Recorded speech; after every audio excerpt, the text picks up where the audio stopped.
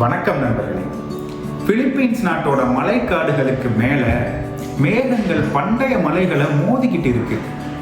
சூரிய ஒளி தரையில் படாத இந்த காடுகளில் ஒரு வேட்டைக்கார பறவை வாழுது.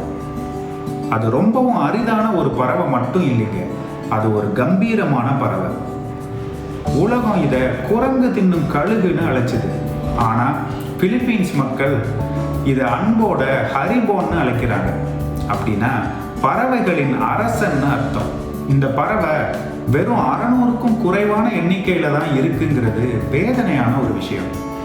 இன்னைக்கு பூமியில மிகவும் அழிந்து வரும் வேட்டையாடுற பறவைகள்ல பிலிப்பீன்ஸ் ஈகிளும் ஒன்று. இன்னைக்கு வனமும் வானமுள்ள இந்த பறவையை பற்றி தான் பார்க்க போறோம். இவற்றோட வாழ்க்கை, அதில் இருக்கிற மர்மம், இவை உயிர் வாழ்வதற்கான போராட்டத்தை பற்றியும் முழுமையாக இன்னைக்கு பார்க்கலாம். பிலிப்பீன்ஸ் ஈகிளுடைய கதை 60,000 ஆண்டுகளுக்கு முன்பு தொடங்குச்சுங்க. இவற்றோட மூதாதையரான சாதாரண ராப்டர்கள் பிலிப்பீன்ஸ் தீவு கூட்டத்துக்கு வந்தபோது கடலால் தனிமைப்படுத்தப்பட்ட எரிமலைகளால் வடிவமைக்கப்பட்ட இந்த நிலம் ஒரு புதிய பரிணாம கதையை தொடங்குச்சு.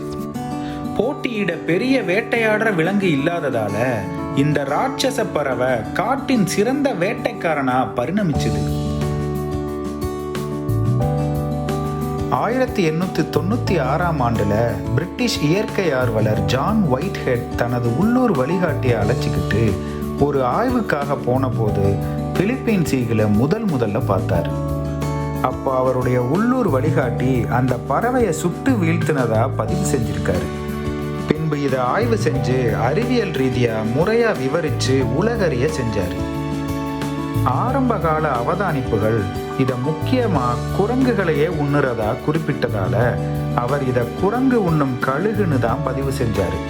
ஆனா விரைவில் விஞ்ஞானிகள் இவற்றை முழுமையா ஆய்வு செஞ்ச போது இவற்றோட உணவு வெறும் குரங்கு மட்டும் இல்ல, பலதரப்பட்ட உணவுகளையும் உண்ணுதுன்னு உணர்ந்தாங்க.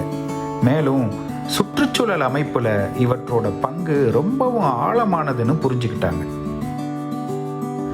3 அடிக்கு மேல உயரமும் 7 அடி நீளத்தில் ரெக்கைகள் கொண்ட இந்த பிரம்மாண்ட பிலிப்பீன்ஸ் ஈகிள் உலகில் மிகப்பெரிய மற்றும் மிகவும் சக்தி வாய்ந்த கழுகுகளில் ஒன்று.